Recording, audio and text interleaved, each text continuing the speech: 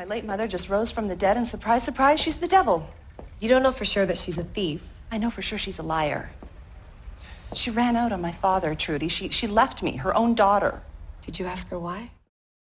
Hi, Jochem. I hope I pronounced your name right. Did my best. Congratulations on winning the 11-second club this month. I can certainly see why you won.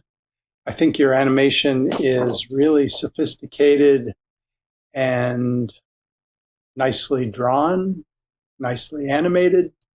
So good work. My name is Jay Jackson. I've been an animator for about 40 years. I've worked on a lot of Disney films like Little Mermaid. I worked a lot on Sebastian the Crab. Tarzan, I was the lead animator on the Gorilla Family. Also, I worked on the Simpsons Movie and many other movies. You can see some of my work at jaymation.com, JAYMATION.com. Currently, I'm an independent animator, and I'm working on a commercial for Disney and American Eagle. I'm animating Mickey and Minnie Mouse in 2D, which is really my first love. So I'm having a great time with that. It should be on television in the next couple months, probably. So looking at your work, I thought first I might talk just a little bit about design, give you some of my thoughts. I like your design in general, and I like the fact that you came up with interesting head shapes. Like this woman has kind of a triangular head, and then your other character has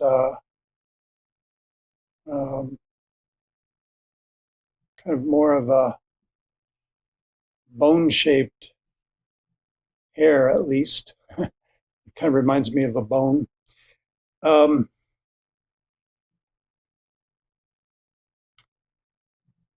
My thought about the first character is that, especially when she turns sideways, that these seem very equal. It almost reminds me of Mickey Mouse with the two ears. I think it would be a lot more interesting if you varied the size of those. So, maybe you have a big hair thing in the front and then a little one in the back. I think that would be more interesting for the side view. And then for the 3/4, I think, yeah, again, if that's big, and then you make these other pieces maybe smaller. Anyway, that's just one idea that I would have experimented with.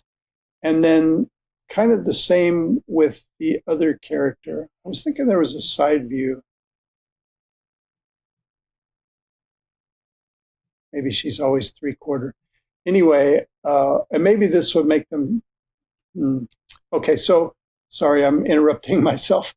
I think I would consider making the front piece smaller and then the back piece big like you have it to, again, give it a little more contrast. So a smaller shape versus a bigger shape instead of two shapes that feel the same size like that. Okay, so I really like the way you did this character's mouth and chin area. I think it works a lot better than the main character.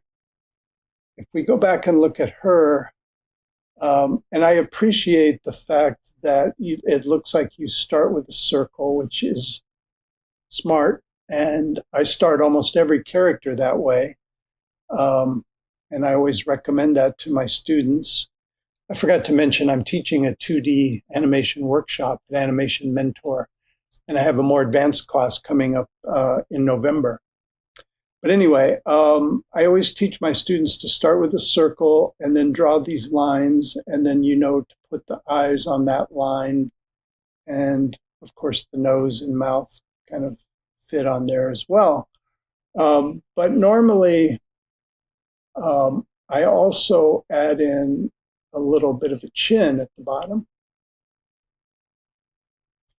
And that gives you a little more room for your mouth.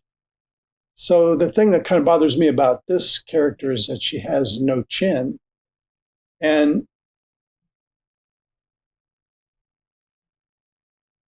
she looks good from the side. I mean, she has a little bit of a chin there.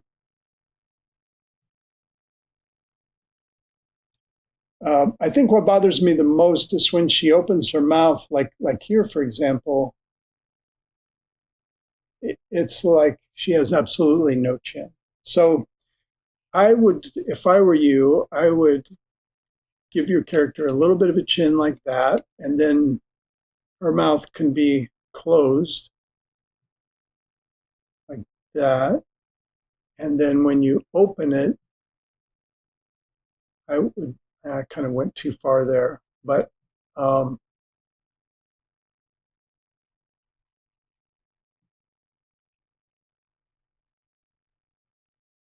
let's say the eyes open too. But anyway, my main point is to have the mouth opening push the chin down. So if you think about it from the side, you have a hinged jaw like that. It's got a hinge right there. And then when the mouth opens, that jaw is going to go down like that. And you're going to, have an open mouth. So, and even from the front, if I open my mouth, I'm still going to see some chin, a little bit. Okay, so especially I like to really exaggerate that stretch on the face and the jaw on the vowel sounds. So that's typically all the vowels, especially O and I. You're going to really open the jaw. So if we watch your animation here. My late mother just rose from the dead and surprise, she just rose from the dead. Let's see. Let me see. Late mother just rose from the dead and surprise. Okay, well, actually, surprise. Those are the ones I noticed first. And I did some draw overs, some of your mouths, the way I might draw them. So here, for example, you can see the contrast. Let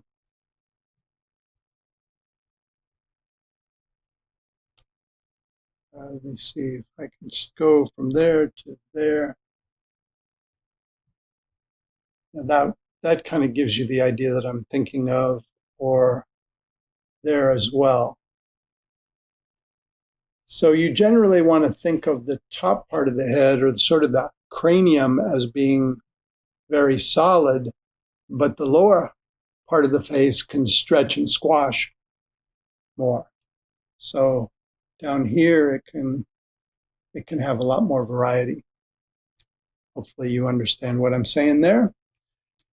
Let's see.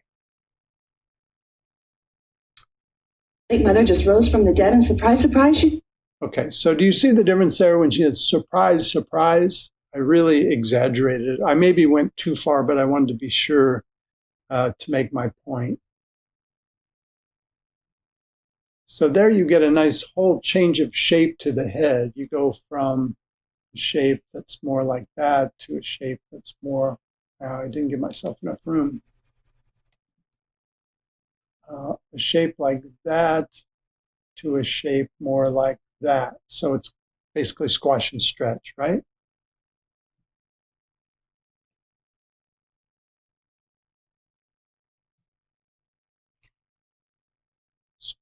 Surprise.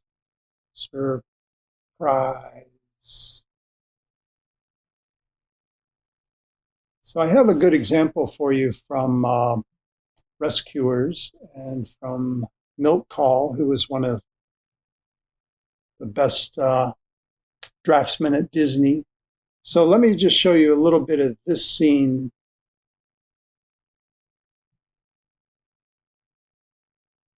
Oh, I lost my place. Sorry. Okay, here it is. Give you time. You bungler. You have been. So she says, give you time, you bungler. So, by the way, I always keep a mirror next to my computer and I say the dialogue. And then sometimes it also helps to put your fingers under your chin as you say the words. Give you time, you bungler. And you can really feel it with your fingers when you say time, how much your chin pushes down. But again, you pretty much know that anytime it's a big vowel sound that you're going to open the mouth wide. And I notice you tend to go wide with your mouth side to side, but not so much up and down. So like if I say the letter E, that's when the corners of my mouth go out and my cheeks go up, E. But when I say I, my chin goes down and my cheeks stretch. So E, I. So see the difference there is what I'm trying to focus on.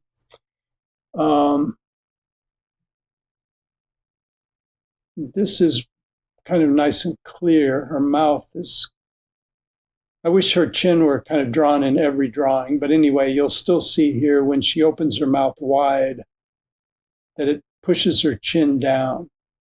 There you can kind of see an indication of where her chin is up pretty high. And then, and not only does her mouth opening affect her chin, but it affects her whole face, her eyes and her cheeks. So you can see there how everything is more stretched in this drawing and then more squashed here. And then that happens several times. There's one coming up. Okay, this is a good one, I think. Yeah. So the chin is up, but anyway, the features are very squashed together, and then boom, the mouth opens really wide and the chin goes down. And the mouth is one of the few things that you can really pop like that. So you can go from a closed mouth to a wide open mouth in one frame and get away with that.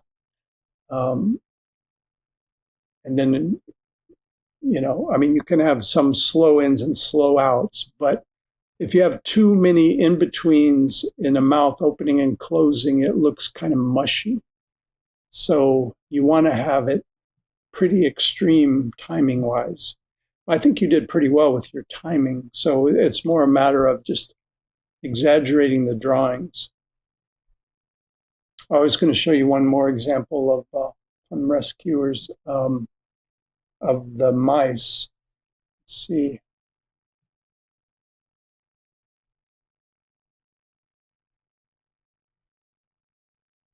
Yeah, this scene coming up. We've got to go with her. She says, it's terrible. See?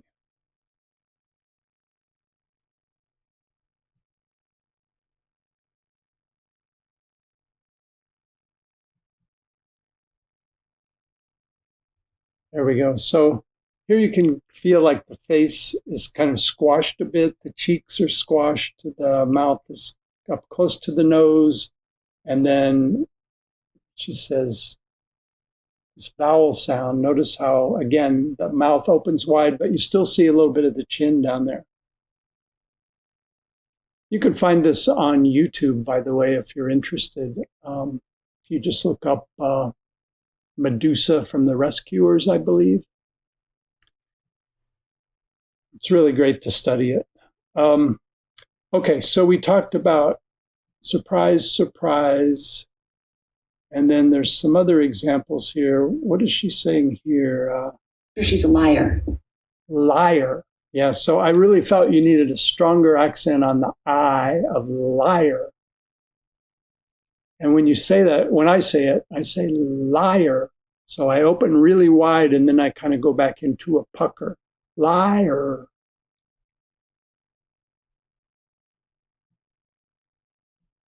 Liar.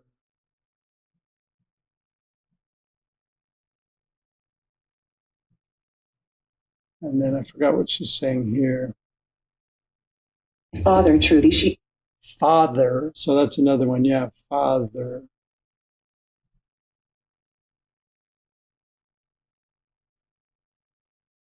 Own daughter. Daughter is another one. So anyway, you get the idea. Almost every big vowel sound, I recommend you open the mouth wider. Okay. So that's enough about dialogue. So let's go back to yours.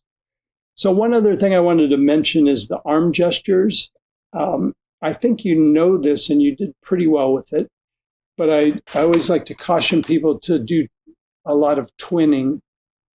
It's okay to twin once or twice, meaning both hands make the same gesture at the same time. But you don't want to do that too many times in a row because then it starts to get repetitive and mechanical. So you look for ways to break that up. So one way is to break it up with the timing. So if you went boom, boom, that's still hitting a twin pose, but with different timing. Or you could hit the same pose, and you could hit the same timing, but vary the poses more. So one hand is higher than the other. That helps a little bit. Or you could do both, boom, boom, vary the timing and the height or whatever you want to call it. So like here, for example, you have this gesture, which is pretty twinned. It doesn't bother me as much when it's in 3/4. This kind of bothers me more, and it's not bad, but it's kind of known as a cliche W pose. And you just see it an awful lot in animation.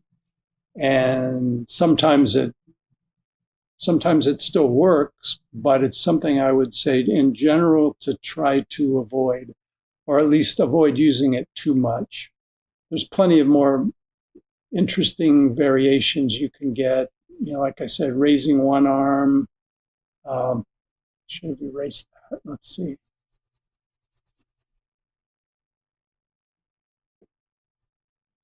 You could raise that arm and lower this arm, and then maybe you curl these fingers a little more or something.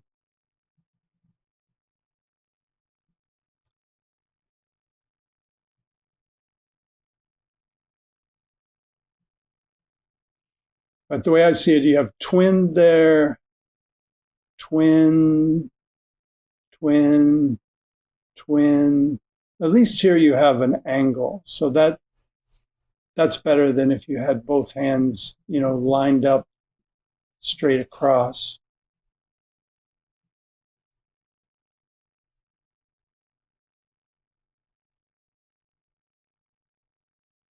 There again, I know you haven't drawn the hands, but you're tending to twin there again.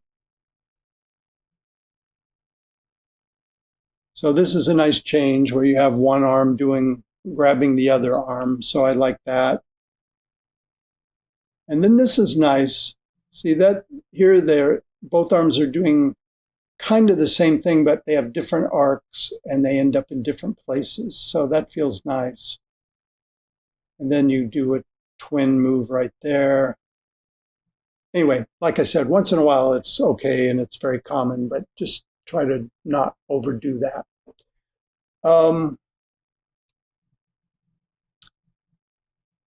Another thought I had about your shot is that sometimes if your character's moving around the whole time, it can be a little much. So it's nice when you sort of have the character stop and make an accent. So you kind of do that on one word here. Let's see. My late mother just rose from the dead, and surprise, surprise, she's the devil. Surprise, surprise, she's the devil. I think you could have actually held her even, made it more of a hold on devil. Her head is always kind of moving around. She goes, surprise, surprise. If you're doing that all the time, you get a really nice accent when you stop moving. So, surprise, surprise, surprise, she's the devil. And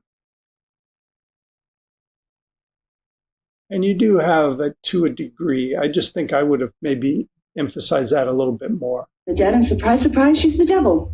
You don't know for sure that she's a thief. I know for sure she's a liar. She ran out on my father. And there again, You don't know for sure that she... on liar, she's a liar. Could have just a little pause and then go into your next phrase. Liar. She ran out on my father, Trudy. She left me, her own daughter. Did you ask her why? That's pretty nice. Her own daughter. That's a really nice, strong pose, strong accent, and you hold it. I don't know how many frames you hold that for, but that feels pretty nice. Did you ask her why? That feels really good. I like that. Did you ask her why? It's got a nice subtlety to it. Although I think I did a drawing over that too. I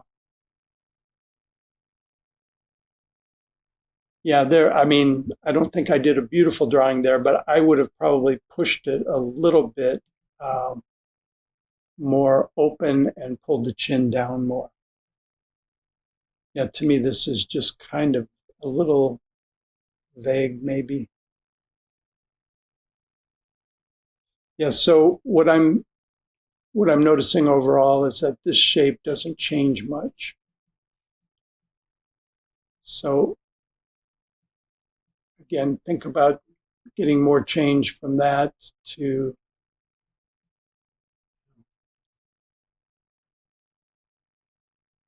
that.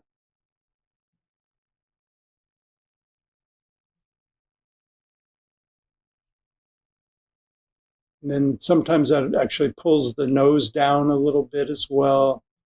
And then on big accents, when you open the mouth wide and you lift the brows and open the eyes wide, you get a really nice feeling of stretch to the whole head.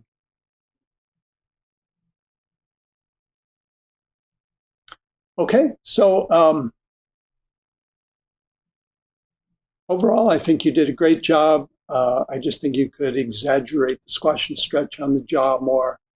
And those are my main suggestions. I hope that helps, and good luck with your animation.